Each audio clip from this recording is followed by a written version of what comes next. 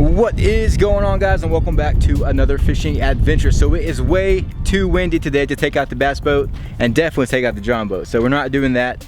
But I am going to be working on the bass boat today, so I want to do a few things to make this bass boat safer for traveling and safer for all my fishing gear.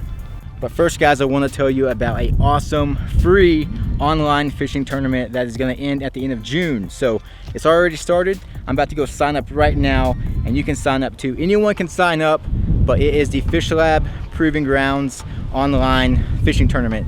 Like I said, anyone can join. You do not have to use fishlab tackle, but if you do, there is a separate prize entry that you can join. If you do, you can wear the merch, wear the fishlab hats, shirts, just have the logo in the picture, and you will be entered into a separate giveaway for this fishing tournament. There is a link in the description to sign up to this tournament. Once again, it is free. Guys, I am so sorry about the wind noise in this video. It is absolutely horrible. The weather here in Texas Panhandle, trash. It's supposed to snow tomorrow.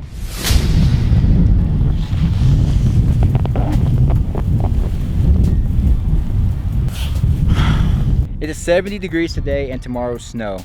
Ridiculous. But guys, this is a 5 species tournament. So redfish, perch, walleye, black bass, and striped bass. If you catch any of those fish, join the tournament, upload your pictures, and win some awesome fishlab prizes. So there is the tournament, guys. Go join. I'm about to go join right now, but first I need to work on this boat. So let's get started.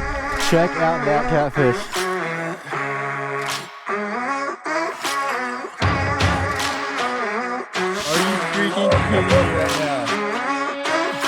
So I want to do a few safety things to this boat to make it safe for traveling. First thing I did is I actually went ahead and I installed this safety chain. So this is something I wanted on my last boat, but the trailer did not have a spot for it. But when I bought this boat, I noticed that it had this bracket right here and a hole already there for this chain. So I went to the hardware store and I got some 1-ton galvanized shackles. These shackles hold 1 ton, 2,000 pounds. And then I went and got this chain. We also have a galvanized shackle up here as well to hold it to the boat. But this chain has a 2,600 pound working load limit. I just got all the paperwork done for this bass boat. So here's all the tags and all the taxes and all that good stuff. But on this boat paperwork, it says the net weight is 1,300 pounds. But if you go to Google, it says this boat weighs 1,550 pounds. So we are 500 pounds stronger than the actual weight of the boat on the safety chain. Actually, the shackles have 500 pounds over the boat and the chain has 1,000 pounds over the boat. Of course, the weakest link is what you got. So, but we now have a safety chain in case this ever fails. We won't lose the boat because of the chain. So that will make traveling down the road safer. And another thing I'm going to be adding to this boat today is a Loc-R-Bar. So I want to travel with this boat, go to hit up some awesome lakes. I have a trip coming very soon. But before I travel, I want to be able to protect all my fishing gear, all my tackle. So what I did is I went out and bought a Loc-R-Bar. We will open that up in a second, but these hatches here do have locks and they all lock. They're locked right now, but just an extra security measure, I bought a Loc-R-Bar. So that's going to go across all these doors, that rod locker over there, this tackle storage door, and this rod locker here. So it'll probably go about right here and shoot all the way across over there, and that will lock, add an extra lock to all 3 doors up front. And that is all my fishing gear, all the expensive rods, all the expensive tackle. We are going to protect that. And once I add that, we can travel with this boat, go camping with it, go anywhere, and I will just feel a whole lot safer leaving my gear out in public somewhere. So I'm gonna hop in the boat and then we will go ahead and open up this Loc-R-Bar and check it out and see what we all got. So I got the bar unboxed and I'm actually really happy with the quality. In all the videos that I've seen, these look like really flimsy bars. It looked like someone could just grab this and just pick them up and they'd bend, but these are actually really thick stainless steel and they are quite heavy, so I'm happy about that. So the 2 bars are stainless steel, and then these little cups here for the ends are aluminum, and then you got 4 stainless steel screws, and then also comes with this lock. So this lock is a shock and movement sensor. So if anyone tries to grab this bar and mess with it, this lock right here will set off an alarm, which is pretty freaking cool. And you have to use the key to turn it off. So that alone is going to turn away a lot of people from trying to get inside these boxes. Well, first off, let's talk about price. All right, so that's really important. So I paid $286 for this bar, which is a lot, all right? For these two little bars and this lock. Actually, guys, I just looked on Amazon, and for some reason now it's $300. So I don't know what that was about. I don't know if I got some type of deal or on sale last week, but now it's $300. But $286, that is a lot of money. But if you think about it, just this one rod right here, this is the Okuma Psycho Stick. This is a $234 rod. And just this reel, this is the Helios SX from Okuma. That is a $245 reel, just a reel. And I have a whole rod locker full of gear like this. I have 3 of these. I have 3 of these rods. I mean, that is a lot of money. So to spend $284 or $86 is well worth it to me, because that is just like losing just one reel. Imagine someone stole this entire rod locker. I mean, that is a lot of money gone just like that. I do have insurance on all this, but this rod locker is well worth it to me. So it's also a peace of mind. You're not just buying the materials. Say you're traveling somewhere, you park your boat at a restaurant and you go inside for an hour and eat or something. That is 1 hour of you not having to worry sick about all your fishing gear, because you know it's locked, right? I am a paranoid person. I overthink, and this is definitely worth it for me, because I'm buying that peace of mind knowing that it's all locked up and someone can't get to it, and if they even try to get to it, it's going to set off an alarm. So I'm gonna go ahead and put these rods back up, and then we will start installing this Loc-R-Bar. All right, so I went ahead and opened the lock. I'm gonna go ahead and start here and check it out. Let's open it up and put in the bar. Oh, it beeped. That was loud. Okay. There we go. Okay. Now it's working. It's kind of stupid to put batteries.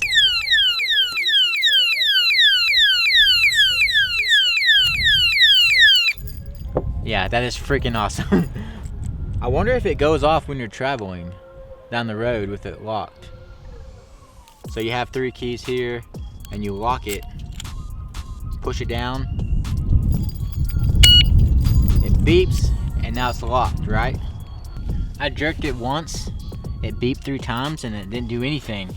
Then I dropped it again, and that is when the alarm went off. So yeah, there is stages to the alarm. Mess with it once, it will beep 3 times, and that's like a warning. Mess with it again, and then the alarm goes off, and the alarm is actually pretty loud. I'm impressed. I was not thinking it would be that loud, but that is freaking awesome. Now we need to install the actual bar. So the bar will go across like this, and then the smaller bar goes inside the bigger bar. And then you got all these holes that line up inside the bar, and you can choose what size fits your boat. And then of course the lock will just go through that hole right there. That looks good right there. All right, so these aluminum caps will just go on the ends on each side. So I will have to drill out a hole in the fiberglass, which I've actually never done before. So I guess I get to get over that fear of drilling into the fiberglass right now. But they say if you wrap the fiberglass in this blue tape, it will make it nice and clean. So it should be pretty easy. Everyone does it, so it shouldn't be a big deal. These do come with instructions, so I want to see if it says what size holes to drill. All right, so I got some bad news and good news. I got food. That's the good news. But the bad news, on the instructions it says you need a 1 3/8 inch hole cutter. So I don't have that. Or at least I don't think I do. I need to go check. All right, so I checked and I don't have a 1 3/8 hole cutter, so I'm gonna go ahead and call it quits on this project for now, and then tomorrow I will go to the hardware store, get one, and we can pick up this project tomorrow. So right now I'm gonna head down to the docks and go do some fishing instead. Luckily for you, you don't have to wait a whole night like I do, and you can just see me install this right now. So it is the next day, and I got the 1/3/8 hole cutter and 1/8 drill bits. So let's go ahead and get started. I'm gonna get started by taping up the fiberglass on the boat.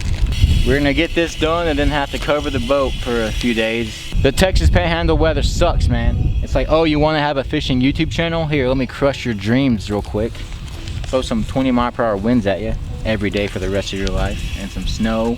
Makes it really tough to fish. All right, so I want this bar to go in about this area here.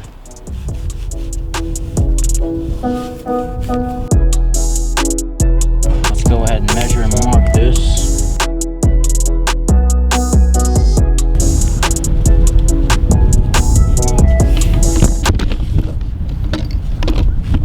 Do you freaking mind?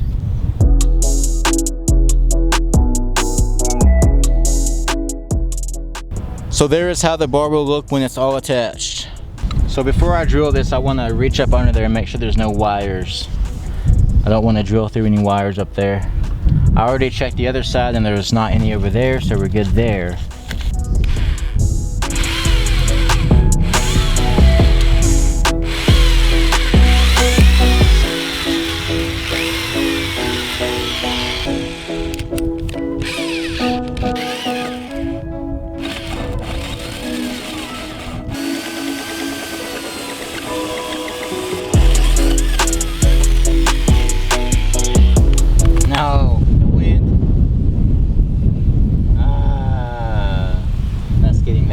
Everywhere. That's how thick your boat fiberglass is. Kind of crazy to think about, not very thick.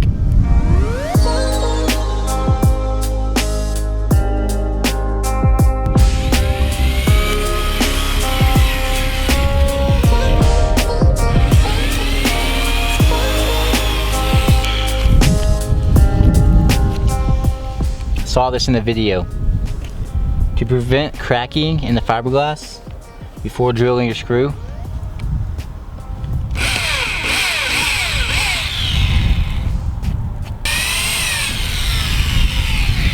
use your Phillips drill bit to taper off the hole.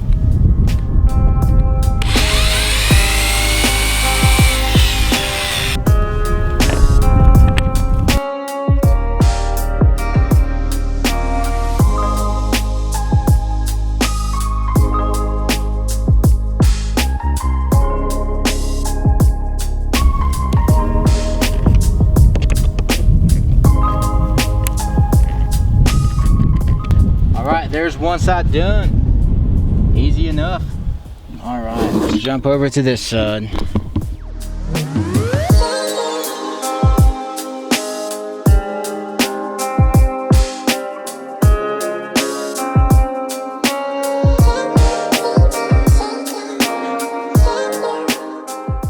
So my camera died while screwing in this side. These cameras, man. They're like, oh, you want to be a YouTuber? Here, let me make that hard for you. But I got this side all screwed in. I got the bar placed in, and the good thing about this bar is I didn't have to cut it or anything, and it fits beautifully. This hole lines up. It's actually a little tight, which I like, because I'll shove this in and it kind of pushes the pipe outwards up against these rod holders here. So now she is in there tight. Let's go ahead. First off, let me show you. So there's the bar. She is in place and this is unlocked. So let's try to open up this rod locker here, and you can't open it up. You can see it kind of opened up. It's not locked, guys. This turns. It's not locked, and she will not open up. Same thing with this middle hatch, which is on my tackle. She is locked. Good deal. So the bar is working like it's supposed to. All right, so let's go ahead and get the lock on and test out the alarm. She's beeped, that means she's armed. Get the key out, can't do it one-handed.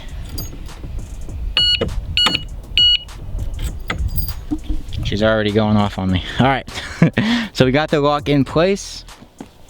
So now, if we say someone's coming up to the boat trying to get in here, they mess with this bar,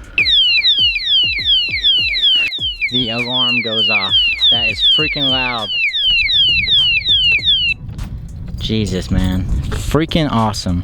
All right, so say someone comes up to the boat, they're like, ooh, nice gear. They try to take it, so they see this, they probably mess with the lock, like, what the heck? And that sets it off, it's beeping. And then if they try to check it out again, say they tug on this bar, alarm goes off. Freaking awesome, man. Freaking awesome. And luckily I didn't have to cut it or anything. It just kind of perfectly worked out for this size boat. But yeah, she's pretty strong. I'm happy. Freaking happy. I was a little worried it'd be a little flimsy, but on this boat, the way I have it set up, she's perfect. I'm pretty sure this thing will go off whenever I'm traveling down the road. So I'll probably just keep this here just like it is. And then only use the lock whenever I'm actually leaving the boat. So, pretty freaking sweet, man. I dig it. She's done. We now have protection. All the rods and all the fishing tackle you cannot get into. So don't even try, people. So there's that. Next up, guys. So as you know, I put Livescope on my John boat, and it is freaking awesome. And I just ordered it for my bass boat. So here's what I'm going to do. So since I already have the screen for the John boat, which is right here. So this is the 9-inch Eco Map that is compatible with the Livescope. This is actually the John boat Livescope screen. So what I did is I ordered the black box and the transducer. I also had to order the mount for this as well. I'm using this same screen, but I'm just gonna bounce back and forth with this screen from the John boat to this bass boat. I did have to go buy a new power wire for this fish finder so I can actually power it up. All the wires, everything else is gonna stay on the John boat.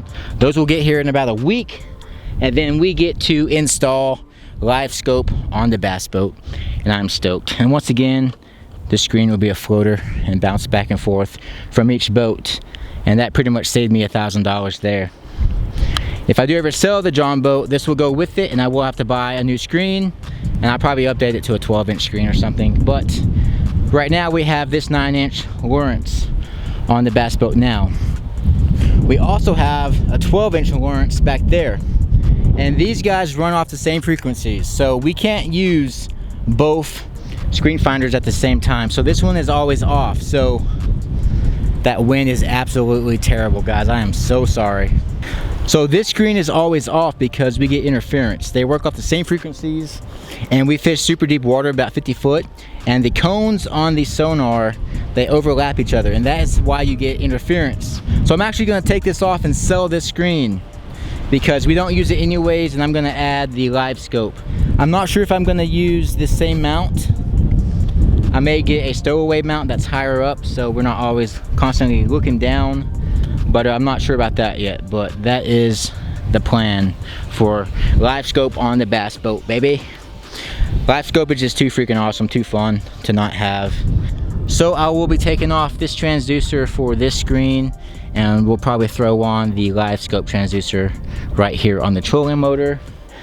This bass boat is going to be decked out. Gonna make it the best fishing machine that we can. So, but guys, that is pretty much it for this video. I hope y'all enjoyed it. A few little mods to the bass boat. First time working on fiberglass, and this mod was really easy. Drill out 6 holes, screw it in, and it's there. So simple, and it is a huge peace of mind knowing all your gear is locked up. But sadly, we're gonna get snow tomorrow, which is freaking stupid. I'm sick of this weather. So I'm actually going to clean the boat up, vacuum it out, get all the hard water spots off of it, because as you can see, she is bad right now. I did not clean her off last time I went out. So I'm gonna do that and then throw on the cover, and hopefully the snow isn't as bad as they're gonna say. So I don't wanna have to park her for a few days. I'll go out in the cold, but if there's snow covering the boat ramp, I'm not even gonna chance it. But guys, I hope you all enjoyed the video. Don't forget to like and subscribe, and I will catch you in the next one. Peace.